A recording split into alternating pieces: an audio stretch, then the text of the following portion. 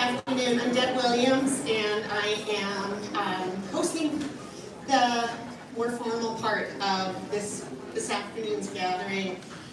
I know you look around and you see a lot of people here that you know, and some people that you don't, and people that you haven't seen for 20 years. Young and not so young, and all of us are here to share in memories of Courtenay, our dear friend. And there's the warmth of the bodies and the smell, and we're having a human experience here. We're chewing, we can hear each other and breathing, and I'd really like you to keep with that and unplug this afternoon just for this next hour plus. Turn off your phones, don't take pictures. Carol is running around taking pictures for us. We're live streaming this event on YouTube, so it will remain available there for sharing and preserving and for taking pictures from. So if you would just turn off, look around, take a moment to think about who we're here for. And I would first like to welcome Courtenay's dear partner in life, Kim, and her best friend, Ajani, to open the afternoon with some music.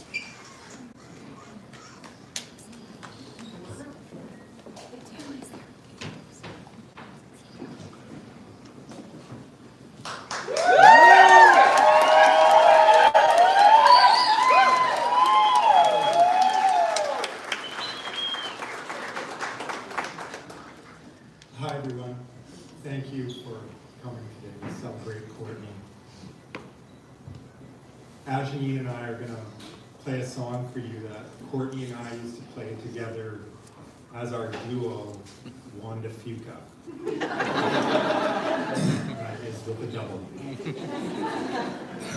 It's called The Great Divide, and it's written by Emily Harris.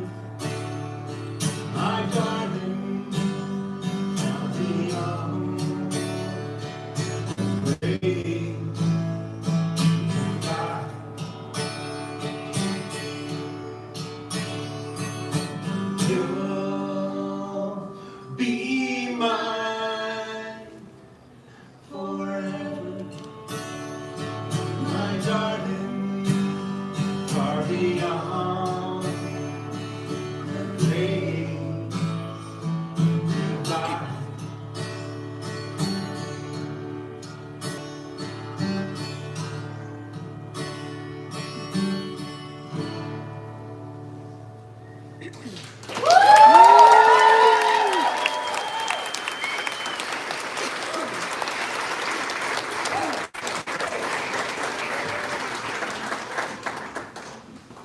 And Kim very much wants you to know this is not a show, but they will be back later. Really good. One more round of applause.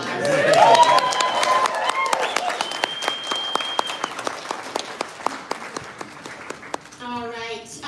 You know, there are so many people. Look around. How many people are here? It's just joyful that we can be together, and it's a sad reason to have to get together, but I think we're all grateful to see one another. And every single one of you want to say something about Courtenay, and that's why there is not an open mic.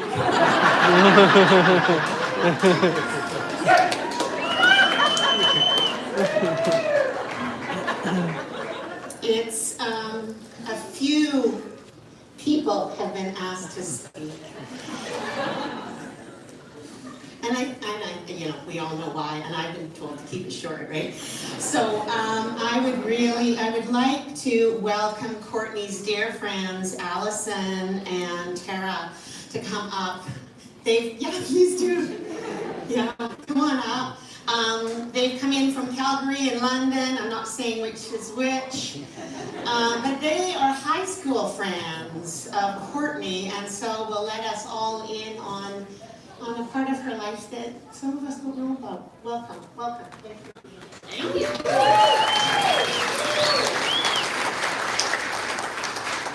So, first of all, I would like to say sorry, Angeline, but Courtenay sang it better.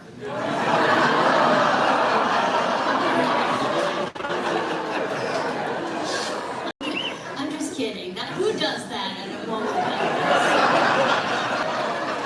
Total asshole. So, Courtenay Sky Dobbie, total hippie name. Courtenay Sky Dobbie is the only person I, to this day, have ever punched in the face. Super hard. And it's not what you think. In grade 11, we had a moment where we were very into stage combat.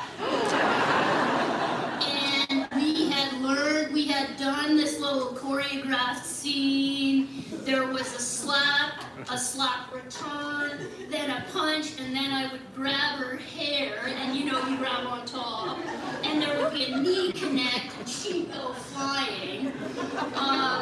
And one night we were out with our buddies, and I was like, Courtenay, let's do the thing. Let's just fucking do the thing. And she was like, what? And I just started the thing. And I suffice to say that I'm certain it was me who got the choreography wrong. But I punched her square in the face really hard, and I felt like an asshole. So Courtenay and I met in high school drama class. That tracks, right? Drama 20 is in grade 11 because her parents had the audacity to move her in high school, which, as you know, is awkward and hard for anyone. And so there I am in drama 20, and I look across and I'm like, who's this new girl? And I was kind of like, she did something, and I was like, seems like she might have a bit of talent. Which made me a little nervous, and it could have set us up to not be great friends, but a few days later, we were signed up in a seminar for Biology 20, and we were planning for the Bio 20 field trip. And the teachers were like, so yeah, we're going up to Banff, there's gonna be little tree things, you're gonna take samples, I don't remember. But I looked across the way, and Courtenay, and then they said, like, so get in a group of whatever, however many people it was. And I looked across, and you could see that she was just like, oh shit, you gotta be in groups, no one's gonna want to be in a group with me, because she was new and awkward looking. And so I did a little like that to Tara, who was sitting beside me, and I was like, look, the new girl, she's in drama class with me, she seems okay, we should invite her, she looks like she's like nervous, she might not have a group. And Tara was like, oh, yeah, she's in choir with me. And I was like, all right, let's just see if she wants to join our group. And so I looked across, and I was like, gave her one of these. And she kind of gave me one of... And I was like, yeah, like, do you want to come? And she was like, yeah, sure. Yeah, okay. And so she joined our little biofield trip group, and that was just it. After that, we were fast friends. We were at her house all the time, much to her mother's chagrin, I'm sure. And I remember Lori pulling me aside one day and saying, thank you so much for taking her in. Because I guess before us, she had only made one friend, and it was this gal who was a real skinhead. She is what we would now today call, like, very alt-right.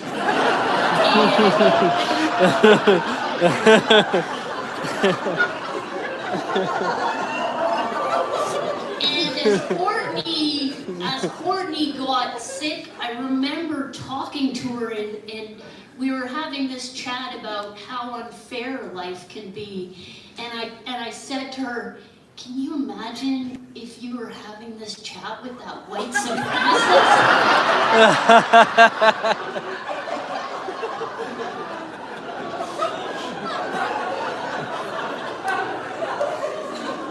Okay, so back in high school, all we did was fuck around. We were just having fun.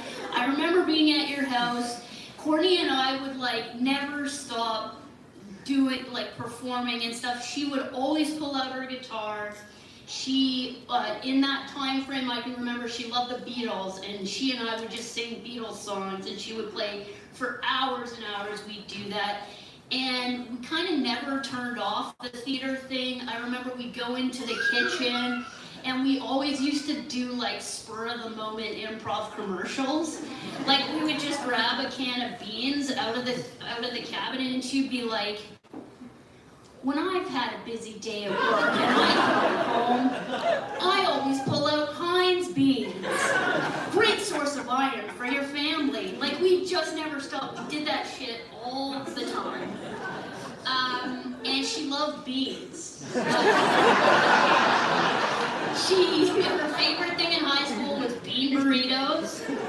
She was 1994, nobody was a vegetarian, at least not in Alberta, could be different in this crowd. But in 1994, Alberta, ain't nobody was a vegetarian except Courtenay. I remember she had a dog, and he was mangy as sin, but she thought he was the cutest thing ever. His name was Fritz. And I didn't grow up with pets because I come from a cold, unloving family. But I remember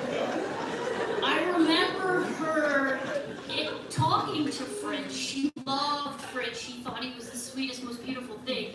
And she had this voice that was completely unhinged when she talked to him, and I can't really do it justice, to be perfectly honest, but she'd be like, Fritzy, and it was kind of psychotic, but it taught me how to love animals, and I'm an animal person now because Courtenay. So when I look back at high school, I think about the stories about kids who had a rough time, who were bullied or just weren't having a great time, and that was not us. We deserved it. Like, we should have been bullied. There was nothing cool about us. We ought to have been bullied, but we were just having too much fun to notice if we weren't cool.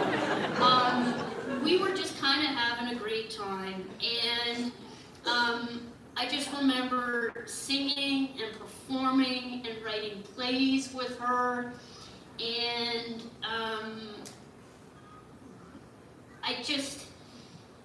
I remember those as being like just very pure, great days.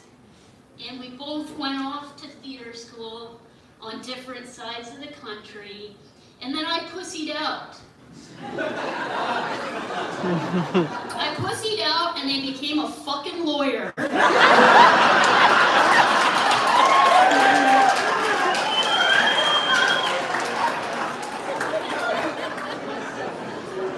I lived vicariously through Courtenay. And I went to her shows when I could, which wasn't often enough, and I loved hearing her war stories of all these useless actors she was having to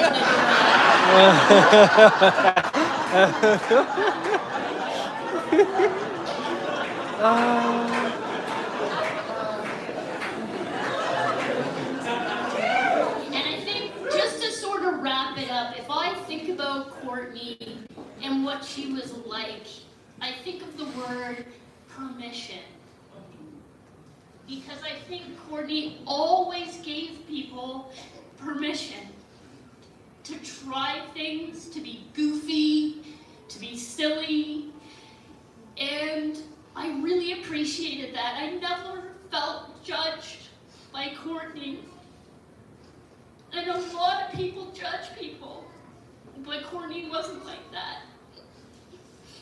And she's kind of a bitch for dying. But I think the reason it's so hard for us is because that's the price you pay for someone who's so great. It's harder when you lose them. That's why it's so hard to lose her. And I love watching her become a mom. And I love that she pushed me to become a mom. And I love that she met my son Alfie. And I will miss her forever. She was my triple threat with a great heart who loved to laugh, and I loved making her laugh. And that's how I remember Courtenay. And this is my friend Tara, who was there for all of it as well.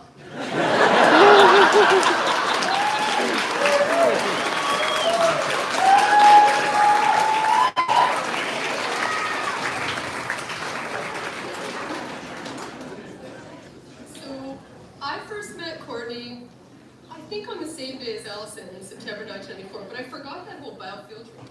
So I'm really glad we got that out. It was grade 11. And we were stoned at the biofield. I'm sorry, Lori, I couldn't tell stories because we were very bad, actually.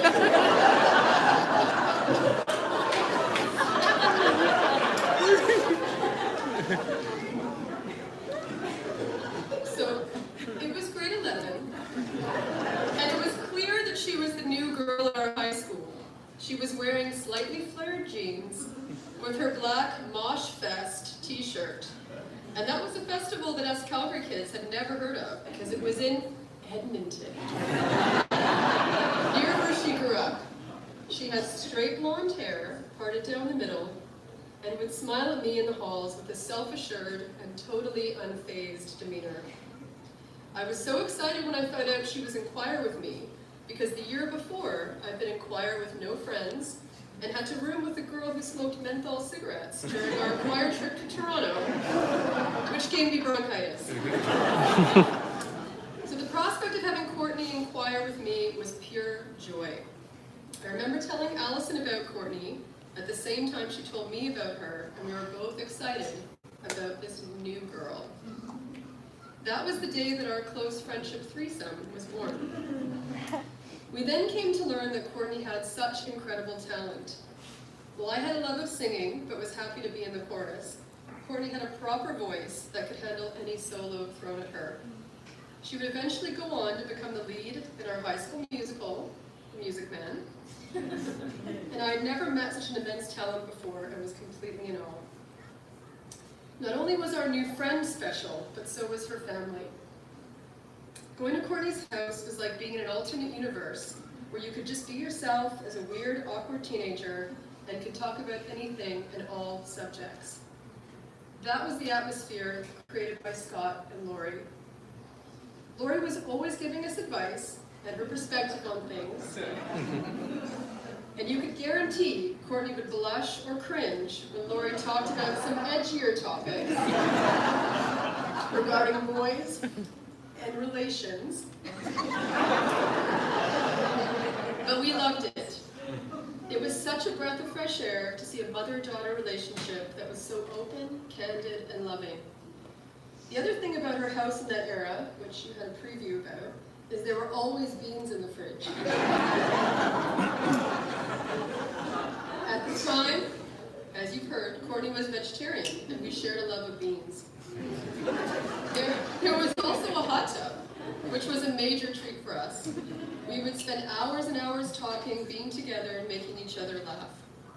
Recently, my 5-year-old daughter, Manon, said to me, "Mom, I just want to make my friends laugh." And that was our friendship with Courtenay in those high school years. That was our MO, we just wanted to make each other laugh. Those times together with Courtenay felt like home. She was my chosen family, the sister I never had, and being there for each other as family would be a priority for the next 3 decades. Research has shown that friendships formed in adolescence are the most likely to persist throughout life. These are the friends we turn to in times of hardship, change, and celebration, because the shared identity formed during this critical time. After those action-packed high school years, Courtenay and I moved on to different cities, but whenever we saw each other, we'd pick up right where we left off, still always wanting to make each other laugh. We couldn't wait to tell each other stories, talking for hours and hours at each catch-up. This went on for 20 years, in the years she lived in Calgary, Vancouver, and the Caravan, while I lived in Montreal, Calgary, and the Netherlands. Then, in the last decade, our friendship took on a new dimension. Particularly after Scott passed away, we were suddenly thrown into a world of being without our beloved dads. Mine had passed away in 2007. Courtenay, now a mom with a beautiful family, made our friendship a priority, and our families became chosen family. Our kids call each other cousins, and we made sure to see each other every summer, either in Gabriola, in Vancouver, or in Alberta, and even one spectacular summer in France for my wedding. She graciously sang not just one, but 3 songs, which I still feel a little bit guilty about. But can you imagine how incredible her voice sounded in an 800-year-old church? I should also mention that she sang at my first wedding back in 2007. And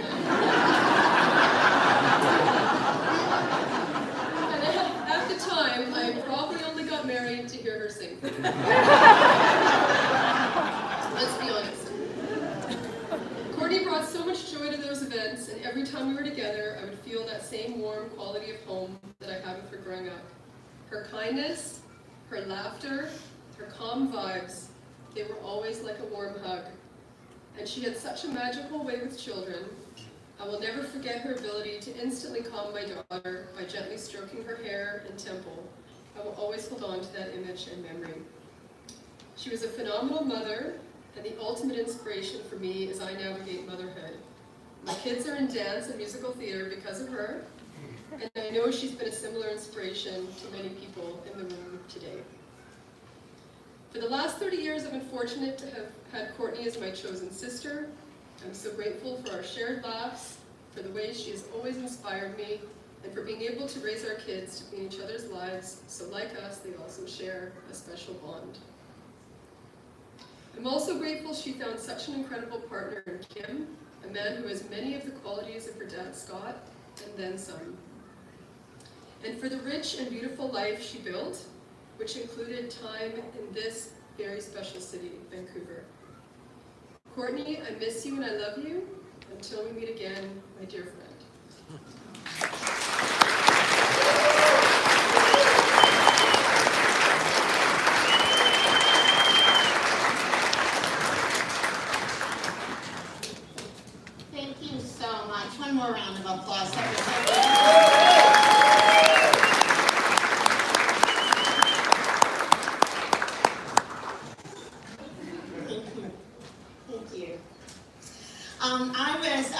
privilege of meeting Courtenay during her remarkable tenure at Studio 58. Many of you here witnessed that phase of her life. She had already been in Calgary, had, got a degree, and then she came out to Vancouver and hit that Studio 58 with such force. Dancing, singing, acting, comedy, bringing joy and laughter. Am I missing something? Oh, really? Is it? Okay, sorry. I thought maybe that's not my okay.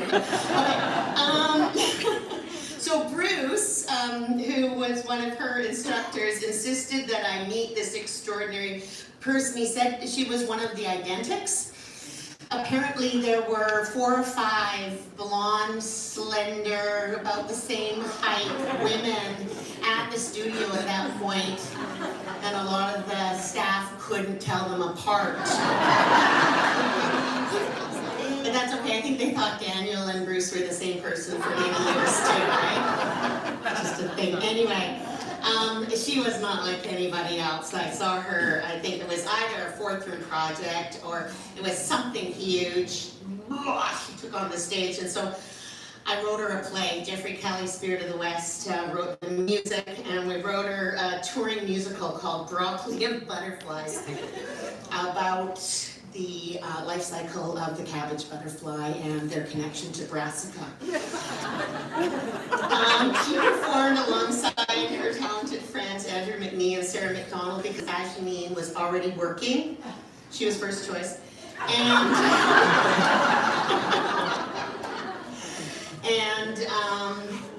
So Courtenay choreographed the whole thing and made Andrew McNee look like he could dance and be a butterfly. And she portrayed like this 10-year-old girl, and it was very believable. Eloise, she looked like she was 10 years old up there, and she was a dancing, a skateboard riding pupa, and then rock climbing butterfly, of course. But the thing about her was that she did these things so seriously, right? She didn't laugh at being a skateboarding pupa. She was a serious skateboarding pupa. And when the show was over, then we'd laugh. She was such a force. There's too many cliches, because when people say how much life people have that pass, they didn't have as much life as Courtenay. Courtenay comes through, every one of those pictures just explodes out. Was lucky enough to watch her dance at her wedding and then make a decision about that not being the right one. I was lucky enough to watch her decide to do her master's and take on the Caravan Farm Theatre and fall in love with Kim, who is just the perfect match. Guys just match. They could both swear like you could not believe. Start a family, and then brought all her skills back to Studio 58, the perfect person to take over from Catherine when Catherine decided to leave. She's such a beloved and respected person in all the circles of her life, I know. That I am speaking on behalf of her theater family. She was beloved and respected, and man, she had a good laugh. I would really like to invite some of her very close friends, Juno, Mike, and David, to come up and tell you a bit more about their side of Courtenay. Yeah, that's you guys.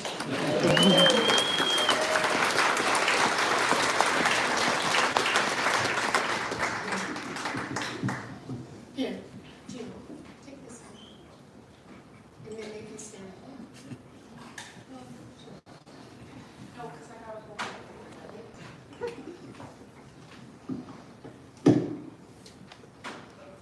Hi, everybody. Wow, this is something else.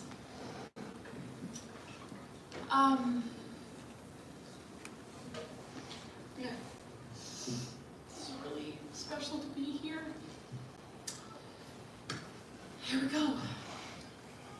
I met Courtney in 1998, Studio 58.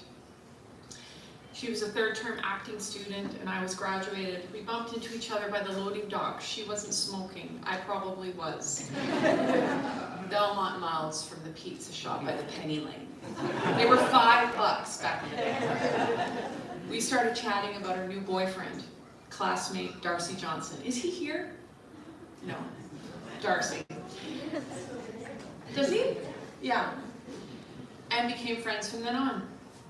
We did a lot of weird theater together in our 20s. One early collaboration was Cosmic Pie, a musical we co-created with Aaron Matthews, Sarah Susan, and Sarah Holt about aliens harassing girls at a prep school. We performed it at Miss T's Cabaret. That was a sweet spot, that place. At that time, Courtney hadn't fully jumped into her directing, and she was cast as the star. She was the big ticket number, as her solo was worth the price of admission. One of the lines that we will never forget comes from the evil school teacher, Miss Pemmican, played by Sarah Susan. You, my sweet, will end up penniless and on the street playing the blue vein piccolo. Courtney wrote that line. Just one example of her hilarious and original sense of humor. Courtney was the epitome of collaborator. She directed many of us here, collaborated with many of us here, and had great laughter with all of us here. Her first AD at the Caravan Farm, Courtney asked Jennifer Bruin, a longtime Caravaner and previous AD, to come and direct Midsummer Night's Dream. Together they assembled the most epic cast that still believes that was one of the best summers of our lives. Our kid, who turned 5 at the farm that summer, is now 19, and he still talks about Mike Moscow.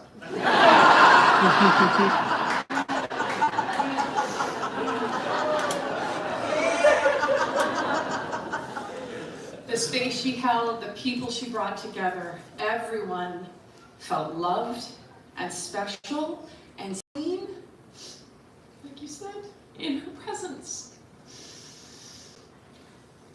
As many of you know, part of the Caravan experience is the cabaret night, an opportunity for the cast and crew to do a creative turn of some sort, to tell a story, sing their heart out. Courtney got up with her guitar and sang a song. Kim accompanied her, a song that stopped people in their tracks. You could hear a pin drop. Her voice, clear, strong, perfection. The roaring applause afterwards. I went up to her with tears in my eyes and I said, wow, Courtney, what a beautiful song you wrote. And being the ever gracious soul that she was, she looked at me and said, thank you, Juno, but I didn't write that song. Adele did.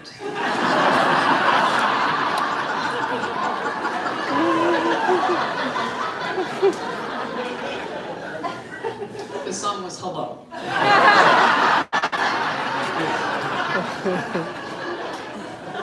God, she was just, classic Courtney.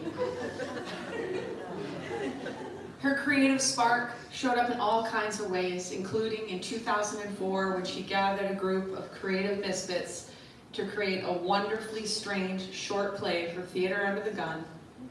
That group, comprised of Andrew McNee, Aaron Matthews, Courtney, Mike, and me, featured Ajamine on the fiddle, and this was the beginning of Theatre Melee. I'll pass it over to Mike and I'll come back.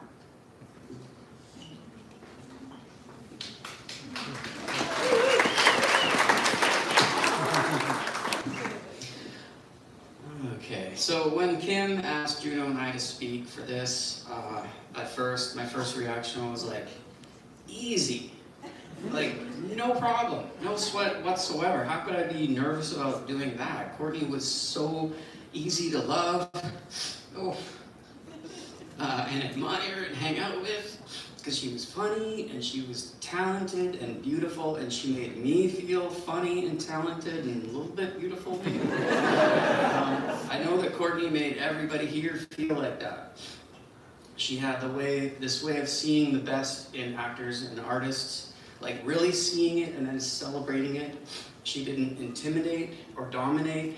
She encouraged your gifts and made space for you to shine. So yeah, like writing this little speech was going to be a piece of cake. But then I found out that my task was to talk about Theatre Melee and the shows that we made. Like our very first one was called Lazy Susan, and my first thought was, oh no, I can't talk about that. That's way too heavy. But I put a lot of thought into it, and I realized that I have to acknowledge what that play was about, because it was such an important part of Courtney's whole body of work. It's integral to what she guided us as a company to strive for. Writing our shows collectively, we'd constantly say to each other, oh no, we can't say that. We cannot do this, there's no way. But Courtney would push us to lean even more into the weird and uncomfortable. She thrived in that magical tension between disturbing and hilarious, bold and tender, opposites she talked about a lot, finding the frayed edges where things felt dangerous and undeniably alive. Sorry. For anyone unfamiliar who doesn't remember Melee, Andrew McNee, Aaron Matthews, Coco, Craig Hall, Juno and me, a bunch of amazing collaborators along the way, Ajanine, Jeff Gladstone, Jamie Tate, Tanya Palaziak, Stacy Stedman, Alan Zinnick, so many more. Lazy Susan was our first play as a collective. It was about 4 strangers, Hume, Walter, Wendy, and Rhonda, trapped in a room with a woman named Susan, who was played by Courtney, lying incapacitated on the floor for the entire show. What were we thinking? To put our most talented performer,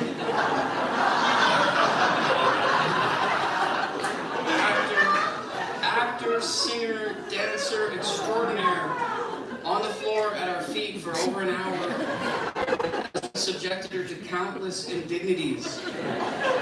Black goo, blood, vomit, baby corn, farts, underwear, muskrat fur, and so much more. Only Courtney could take a role like that and make it profound.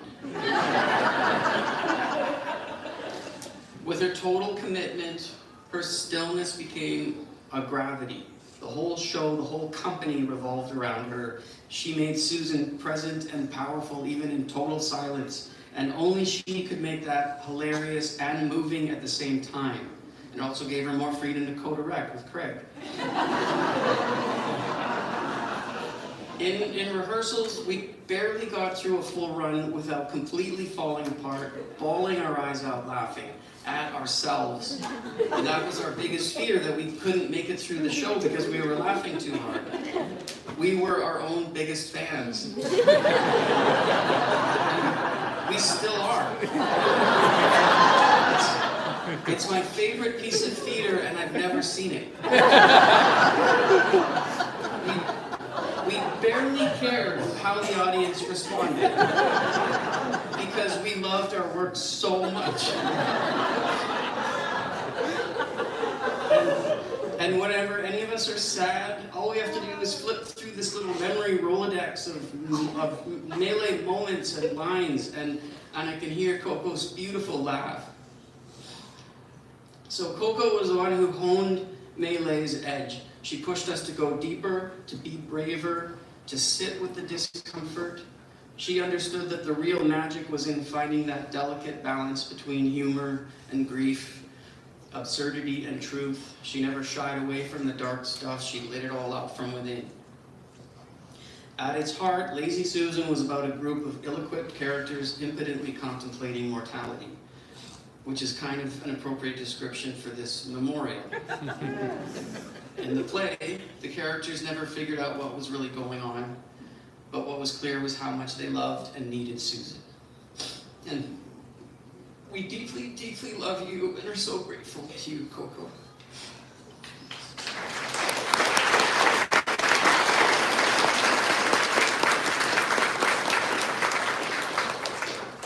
The gang of Theatre Melee had all gone their separate ways after our last show in Vancouver. her, but would regularly keep in touch with jokes mostly. One day in the last year, we decided to get the band back together, and the text stream started again. To quote Courtney, "Oh my God, I just came out of rehearsals to 143 texts from LA." We decided to meet, not for any particular reason, just to write, to see each other, to collaborate again. We still had it. We still laughed hard. And if Courtney didn't like something, she'd give us notes with her signature hand gesture. What'd you think of that scene, Courtney?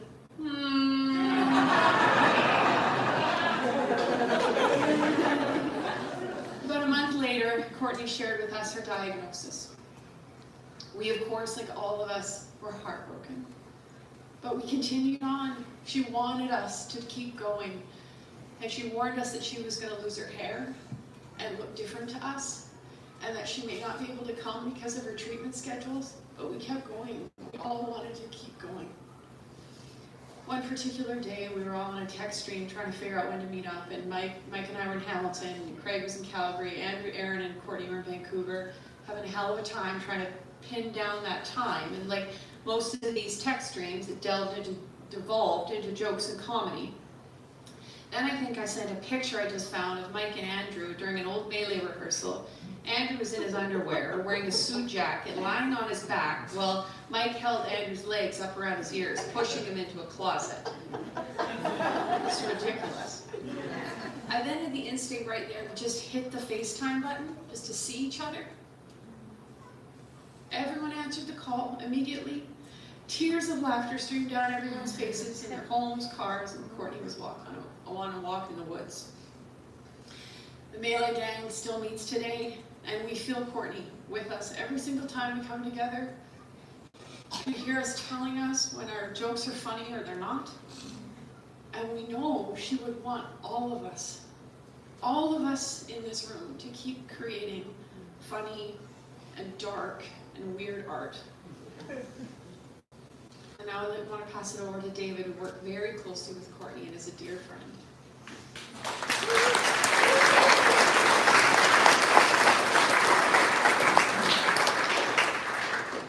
Thank you. I met Courtney the first time during the rehearsal period of Electric Company Theatre's Brilliant, and she was brought in as the hot shot choreographer and choreographed some tap dancing that I learned, and she made me look good. Somebody said that. That choreography was used for 10 years, and it was, all over the world. So, some people's passion and grace seem to transcend time and place. And Courtney was one of those people.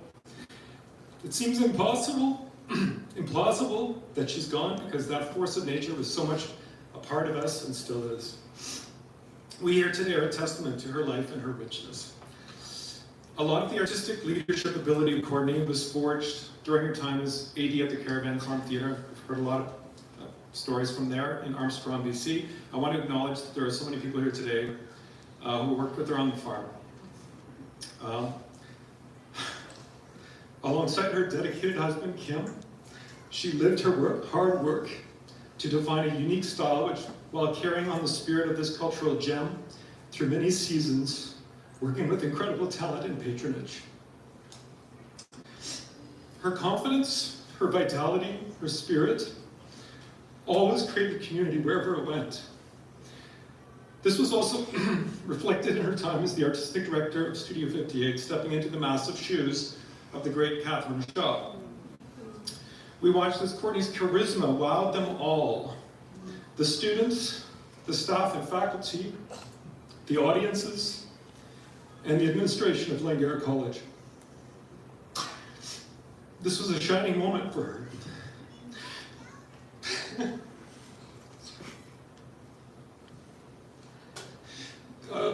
So shaped as she was by her former school, we acknowledge those here from that community, including the people who arranged this event today. Thank you so much. And also her former incredible teachers. Oh, thank you.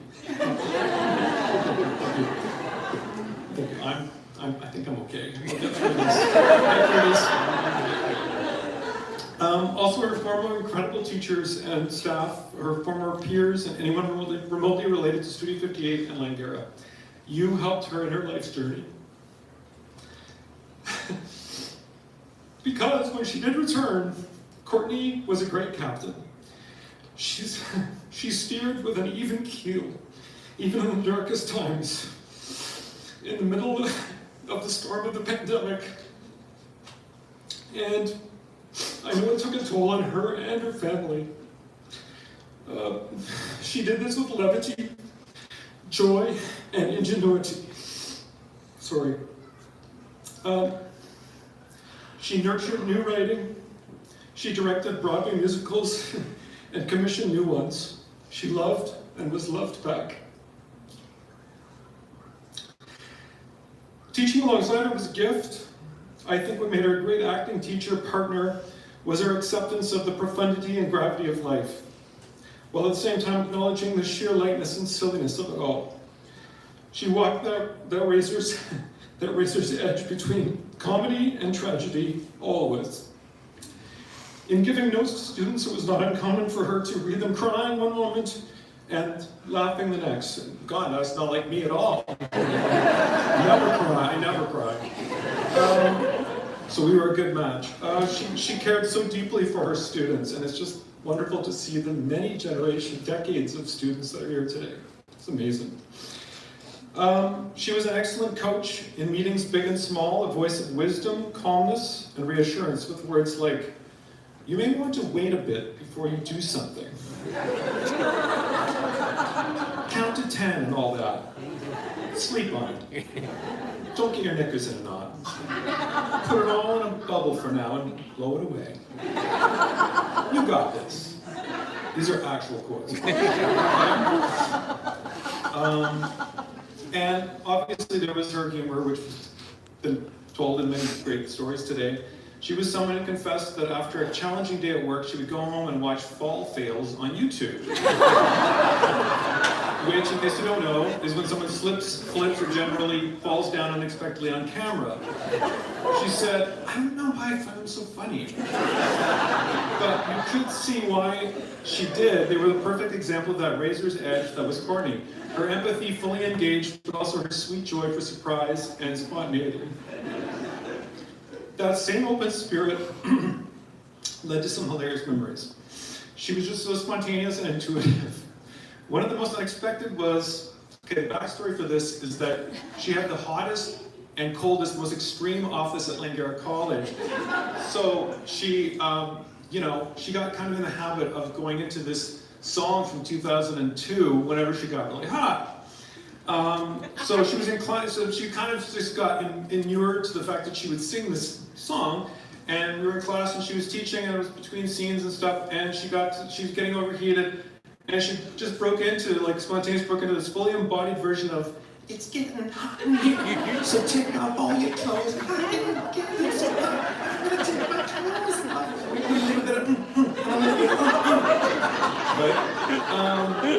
And then suddenly she stopped, and the students are just in total shock.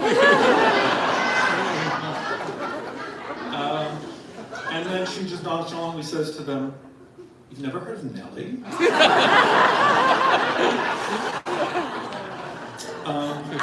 My final image of Courtenay that I share with you, and it's actually from that video that's playing there, was when scrolling back, and she had sent me that video. I looked back over the 7 years of texts she sent me, and I came across a video that she shared of herself singing and playing guitar on her own composition called Miss Fancy Pants.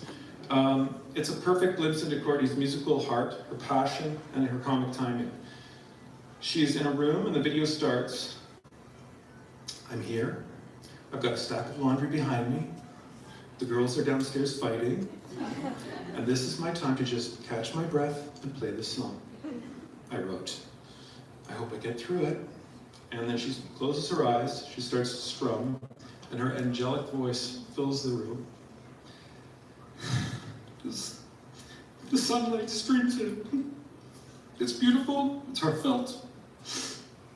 And just as she rounds the last stanza, The girls have found their way up to the room, and Eloise enters, and there's a mini door battle between them to keep Delphine outside. And Eloise turns around and says, "Mom," and Courtney, with still singing, simply lifts her finger. And Eloise immediately is hushed and patiently waits as Courtney finishes the last line. "You're pushing your luck, you're pushing your luck, Miss Fancy Pants." Final strum, and then straight into the camera, classic Courtney deadpan, she says, "Almost made it." Today we remember that graceful, warm, calm, funny powerhouse. She carried an immense respect that she showed her kids and her family, and mutually the respect they showed her back. And it infused everything she did and every person she met. We love you, Courtney.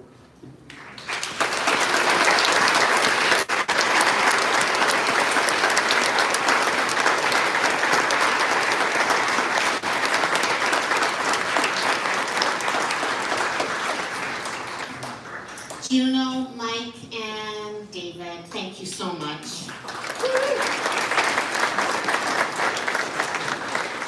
And now in this not show, I'm going to reintroduce Kim and Ajani, who are going to do another song. They're there. One more time, Kim and Ajani.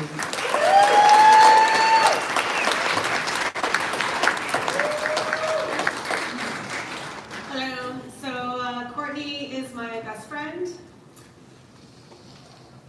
and we fell in love doing music, playing it and writing it, and so this is the song I wrote.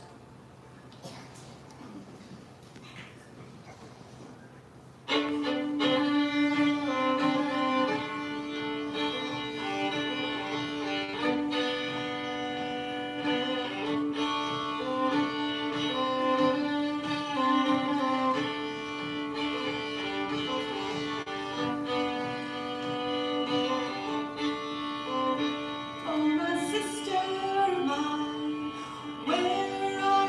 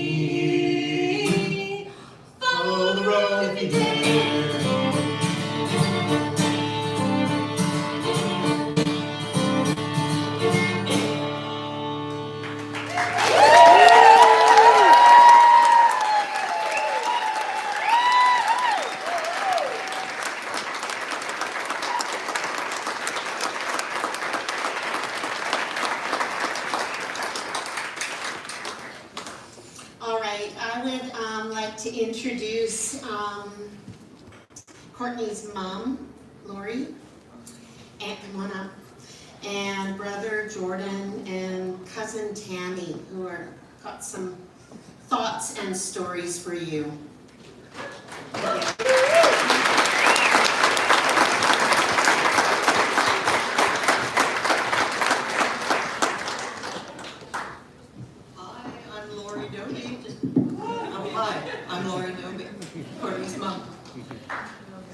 I wanted to share with you some of Courtney's early years. Real early. Easy pregnancy, easy labor, easy birth. I arrived at the hospital at 9 o'clock in the morning and she was born 27 minutes later. Beautiful sunlit room, beautiful baby, an ocean of emotion. Just me, Scott, and the doctor. The smell, the sounds, the snuggle of a newborn baby, Courtney Sky, a happy name, yeah. My gift, born on Mother's Day. Crazy Auntie Margie running down the streets in Mornville, announcing that her sisters had a baby girl. I brought her home, she immediately sleeps through the night. Not kidding. Your young mums, I mean, it's crazy. To Rockabye Baby and Linda Ronstadt's Heart Like a Wheel. I remember her first foods, her first words, her first steps, her first favorite songs. I'm sure all of you had these same favorite songs. Raffi, Baby Beluga. Anne Murray, Stars Are the Windows of Heaven. Sharon Lois and Brom, Skiddamarink, and Alphabet Song, A, You're Adorable. And adorable she was, and happy. Happy parents, happy grandparents. My dad nicknamed her Coco, that kept her all the way through, right? Happy family, aunts and uncles, and the cousins. Oh, the cousins. A lot of them are all here. Baby brother, big sister, and she was fun, and she was kind. First came the singing, and then came dance, and then more dance, and more dance. At the age of 6, how come I'm the only one not doing a solo? Cross-country skiing at the age of 6. I think we're the only ones on the chairlift that aren't downhilling. Okay? You know, she kind of got what she wanted because she knew what she wanted. So then came solos and duets and groups and competitions. And through all the tip-tapping at the front porch waiting for the school bus in the morning, it became dance lessons, Monday to Friday, driving 17 miles each way to the Shanda Albers Academy of Dance. And that's where it all began. Friendships with the troubled kid, the privileged kid, the goofy kid, the dance kid, the farm kid, and the crazy kid peeing off the top bunk. And she loved every one of those kids because she was kind, and she was goofy, and she was fun. It was ballet and tap and musical theater, everything from Boogie Woogie Bugle Boy to Jesus Christ Superstar, performances and scholarships, and the young Canadians of the Calgary Stampede and Commitment. High School Musical, yeah, The Music Man, Marion Peru. College, Camelot, yeah, Guinevere. Shakespeare in the Park, and she had fun. And then came a keyboard, teaching herself to play the piano, teaching herself to play the guitar. And then came Joni Mitchell, and Joni Mitchell, and Joni Mitchell. And writing her own songs, and all along the way with kindness. She was so kind. Singing at her grandparents' funerals, laying on her grandmother's deathbed, singing It's a Wonderful World. And she acted, and she sang, and she was gorgeous, and she was athletic, and she was educated. And she was musical, and she laughed a lot. She was so kind. She believed in joy and love, and she was just so much fun. Thanks.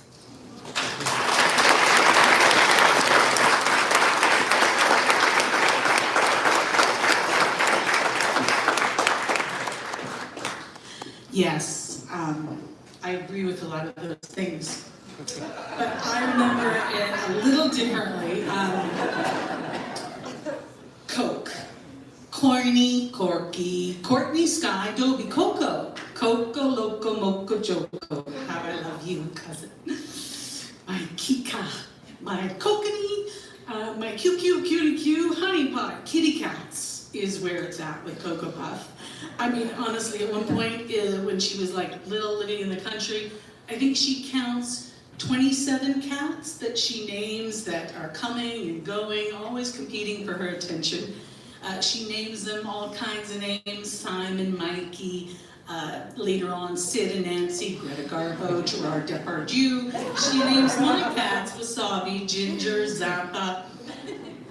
But she can put these cats, when she's a kid, in a trance. And she slips their whole furry kitten head in her 10-year-old cake hole, just like this. In and out, you know, I mean, it becomes part of the show that she is famous in our family at family get-togethers.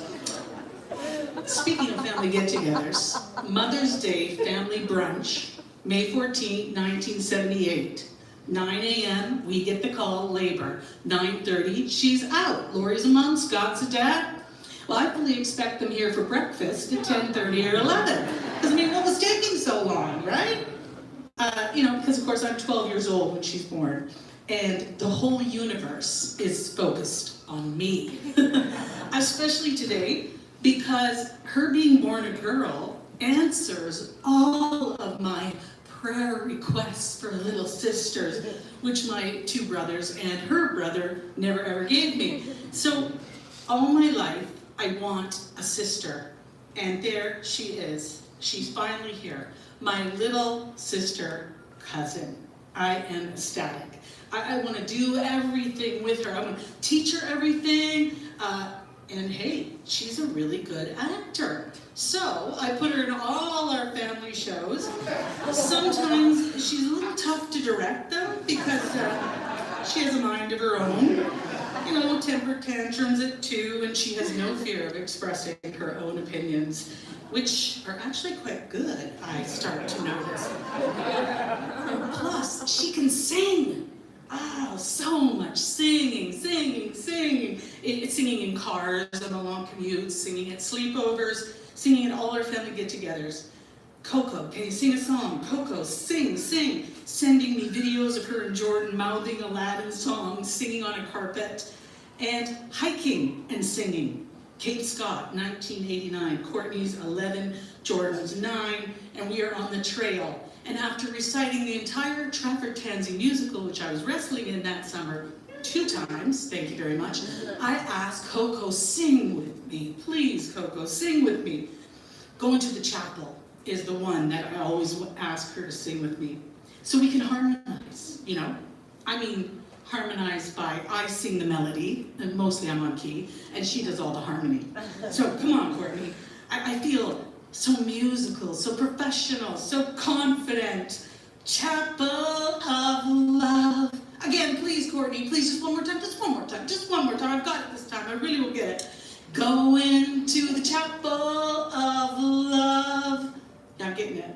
And from there, I get to see her from Buttercup to the Young Canadians, to Joan Henry, to directing, to being AD of the Caravan, and head honcho of Studio 58. And I cry when I see how beautiful she is on the stage or behind the show, how talented, and yet she still has time to be in all our family productions. Plus, be my best friend, my sage, my doula, and godmom to my son.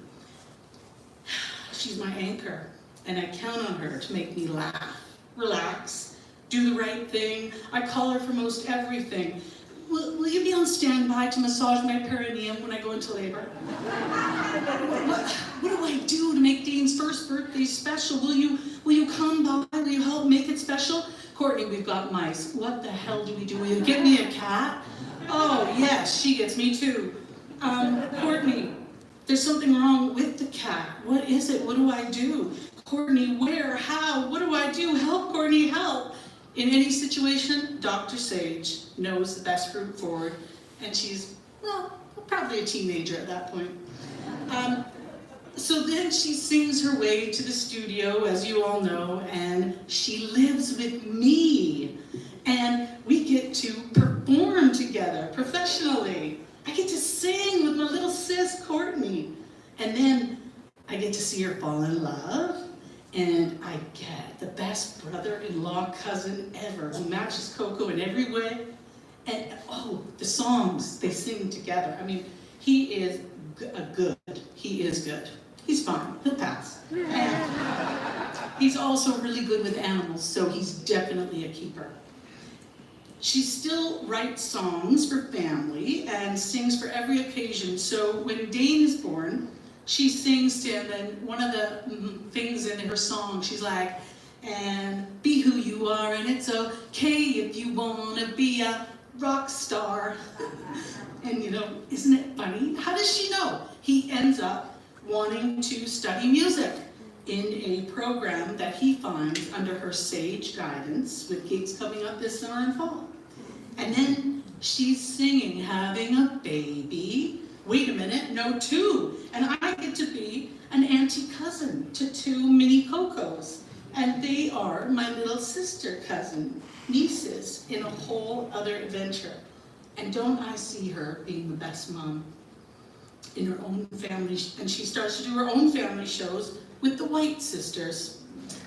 I bet you all know this too, because I bet she got you singing at some point, confidently, right? You know, somehow she gets everyone singing, our own song, singing together in a choral or a round. She's just always singing whenever there's a chance, with her girls, to her girls. So, of course she's singing on the other side. I mean, probably with the most beautiful sounding choir there is, and absolutely still cuddling cats. Because I know she's got Ginger, which was my old cat, and she probably has all those 27 other ones too, plus some that she found on the way. It's funny, you know, now I realize that I've actually always been exactly like her adoring cats, in her trance, in her calm, caring caresses. And that Coco touch is so comforting. Gentle as a warm summer breeze, sun shower, which reminds me of her most recent Rainbow Exit number finale, ×2, that she put out as she transitioned out of this world. Her last family get-together show, and nothing less than the stunning spectacle she became known for. But I bet you there is one thing that you all don't know about. We know, because it is her absolute bestest, best indelible work of art that has withstood the test of time. The Courtenay Bum Dance.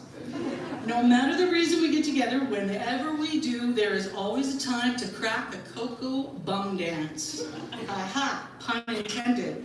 So, it looks like it's time for one of those right now. Yes, me. So, come on, wiggle your seat.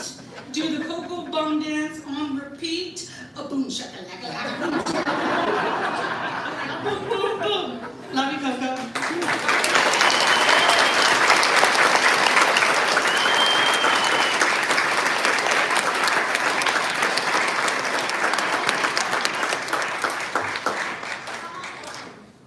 Thank you, Tammy. And we're going to have one more song. Come on out, Ajneen and Kim, and joining them, Tom and Sarah May.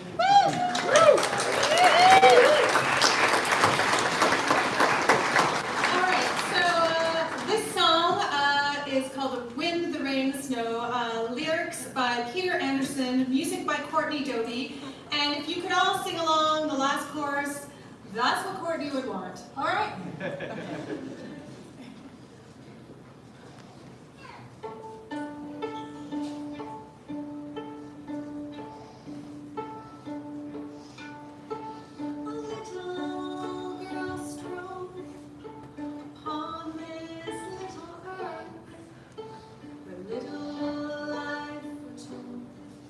Underneath the stars above, the little girl's told she can be most anything. The little girl is born and soon learns how to sing.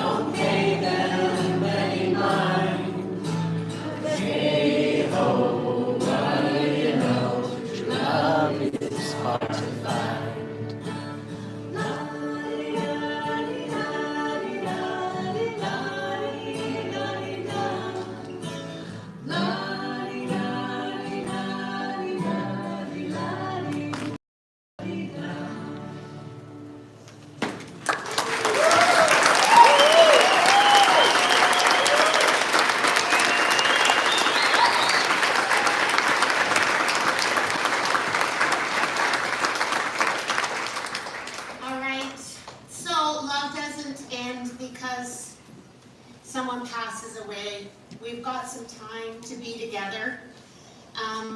I think it's till 6:30 exactly. But we can share our feelings until then.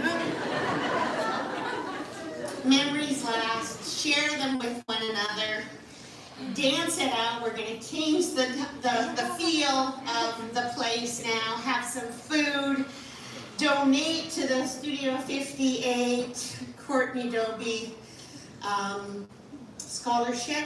You can do that over here, or any Studio 58 person probably has a square on them that you can tap. Let's just have some food and community and love and great memories for Courtenay Dobbie. We sure loved her. Thank you very much. You know what? This group of people have been so amazing. The young people here who have been so focused, and you know, did anyone else want to say anything? Did anyone there want to say anything? No, you guys are okay? Good. Well, let's have a party now, okay? Let's have a party. Thank you, everyone.